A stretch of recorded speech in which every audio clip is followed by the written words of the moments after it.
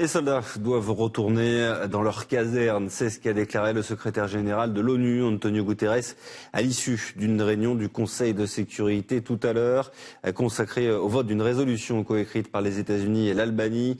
Un projet de résolution déplorant dans les termes les plus forts l'opération militaire russe qui présentait comme une agression contre l'Ukraine.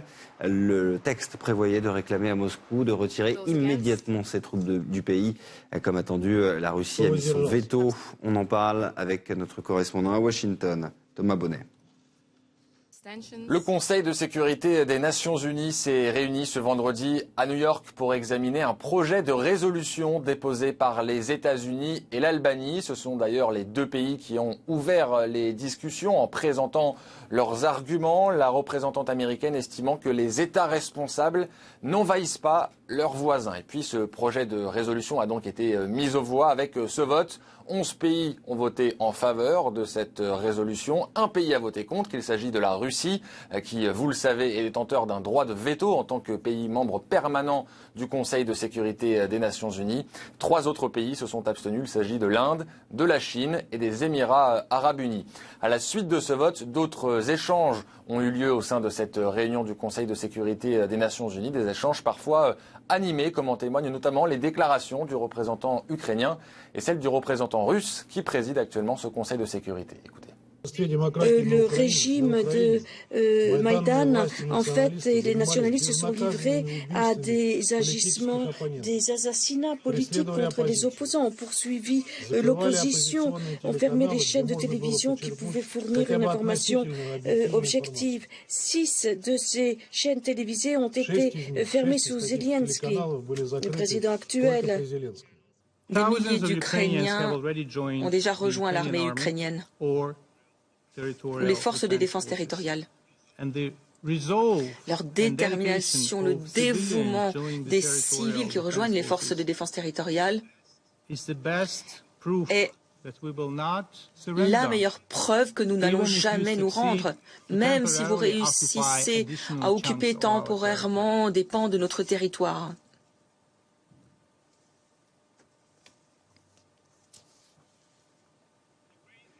L'Ukraine a mis un terme à ses relations diplomatiques avec la Russie. Nous aurions dû le faire il y a 8 ans.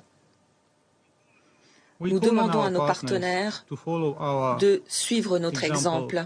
Ce vendredi, une conférence de presse avait été organisée à la Maison-Blanche et la principale information délivrée au cours de ce point presse, c'est le fait que Washington a désormais décidé d'imposer des sanctions économiques contre Vladimir Poutine et son ministre russe des Affaires étrangères, Sergei Lavrov. Décision prise après un appel entre Joe Biden et les alliés européens. Écoutez les précisions de James Saki. À la suite d'une conversation téléphonique du président Biden avec la présidente de la Commission européenne, Ursula von der Leyen, et en conformité avec la décision de nos alliés européens, les États-Unis se joindront à eux pour sanctionner le président Poutine, le ministre des Affaires étrangères, Lavrov, et les membres de l'équipe de sécurité nationale russe. Autre communication des autorités américaines ce vendredi sur le dossier ukrainien. Là encore une conférence de presse, mais celle de la diplomatie américaine avec le porte-parole Ned Price qui s'est donc présenté face aux journaliste américain.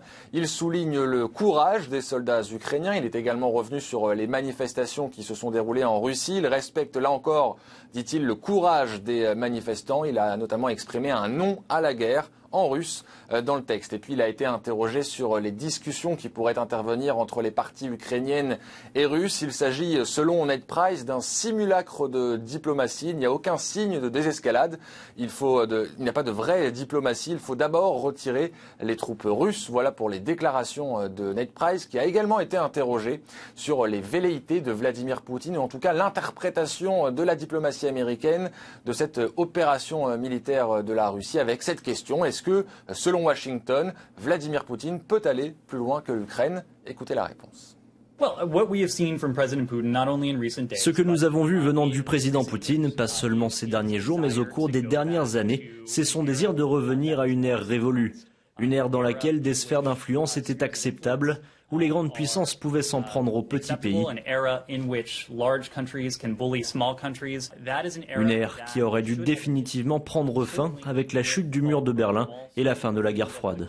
Ned Price qui estime enfin que cette opération a changé les relations entre la Russie et le monde. La Russie et Vladimir Poutine, dit-il, sont des parias sur la scène internationale.